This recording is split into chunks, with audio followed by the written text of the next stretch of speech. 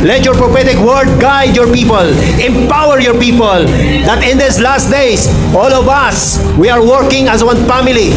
We are strengthening, and no one will leave behind. Kasi either you like it or not, kung paano sinave ng Panginoon ang Israel under Egyptian captivity, bababa ako upang ligtas ang aking mga anak. Under 430 years captivity under Egyptian Empire.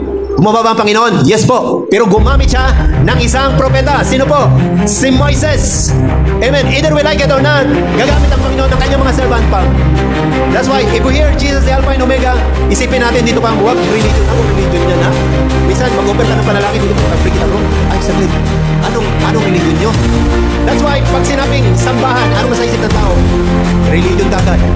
Ang mamali. Here in Jao, we are not promoting religion pa. We are promoting relationship with the Holy Spirit.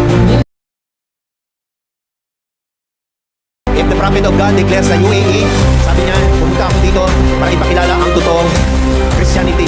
Kasi yun po yung nawawala. Maraming nagsasabi, born again ako. Nagsisimba ako sa born again church, kaya born again ako. Maraming hindi nakakala what is born again is all about. I'm a Christian, pero maraming hindi nakakala. Mga Kristyanuhan ba?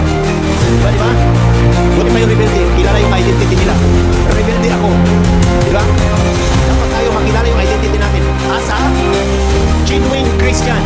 Pag sinabing genuine Christian, ano kabaliktaran ng genuine? Fake. Diba? Puro fake Christian din pala. That's why the Bible says, mag-ingat tayo sa mga huling panahon. Maraming mga bulaang propeta, bulaang pastor, bulaang teacher. Pero here in Jao, na-interpret po natin yan. And we are already located kung sino sila. Pero we are not angry to them. Amen. Dahil hindi po nila alam pa, maraming hindi nakakalam that they are unlocated. Ibig sabihin, hindi nila alam, they are captivated by the wrong principle. That's why, ang purpose natin pa, ipaalam ang katotohanan. Reviewin nyo ng lahat sa mga topic natin. Amen.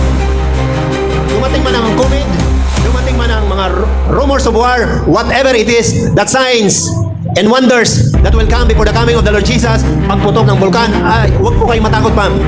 Amen. Because God will preserve His people. Declare with me, I am preserved. Because I am a remnant. I claim my identity. Revelation 13, verse 8. I am pretty